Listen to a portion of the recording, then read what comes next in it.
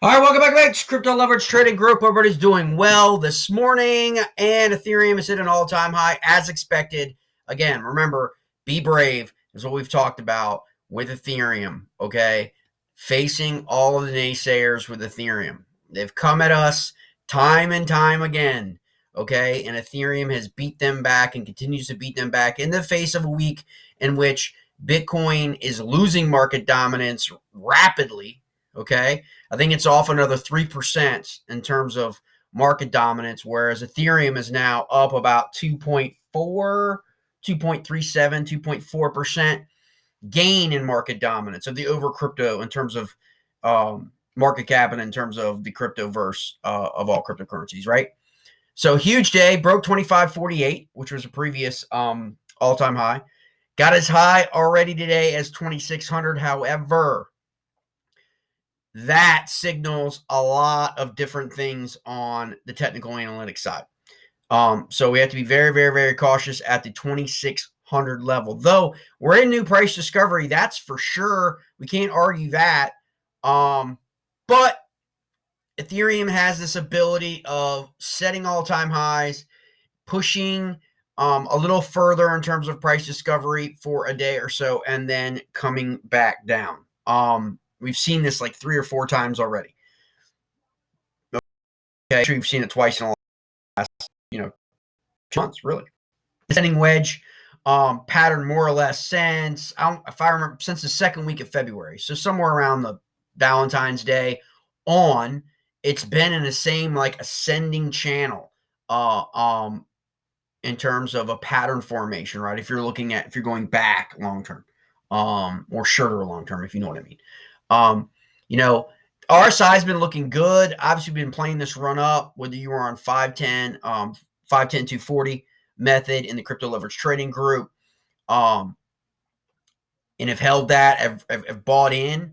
The smartest play, I know a lot of people took exits on Saturday, Sunday because of the fear that entered the market. It's human nature. It's understandable. It happens.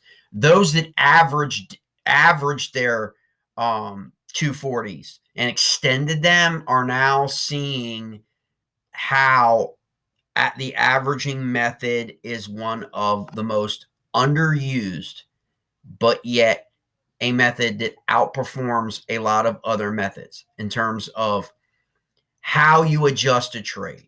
Okay. You're not saving a trade. You're not using, some other people have like gimmick stuff like, countermeasures, ALCMs, anti-liquidation countermeasures. Like, I don't know. Are they in the freaking Navy? I don't know what that is. Like they like countermeasures for submarine attacks. I don't know.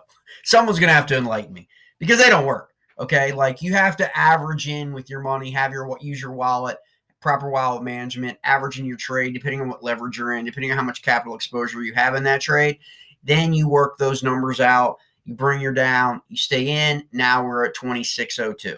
Okay, right. And this is what's been happening since the 1900 Ethereum. And we've been talking about this like, hey, look, leverage the step ladder all the way up every 10 days of Ethereum. Keep playing it. Either take profits and reinvest or extend your leverage trade and keep it open.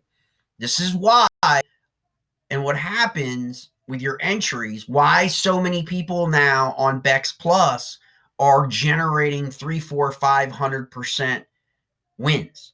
Okay, now mind you, that is 100x exchange, so that is not for everybody. But I'm saying when you see those things, that's where that's coming from. Is they've dialed in the right entry levels based on the RSI, based on MACD, any other factors they're using, EMAs, support lines, 21-week, 20-week support lines. And then they're going in at higher leverage because they've got that support underneath them to justify that higher leverage. And if things start to go sideways, they can adjust that leverage down. On other exchanges. On Bex Plus, you can't do that. But on BitYard, Margex, you can do that. On a lot of other exchanges. Binance, I think you can do that as well.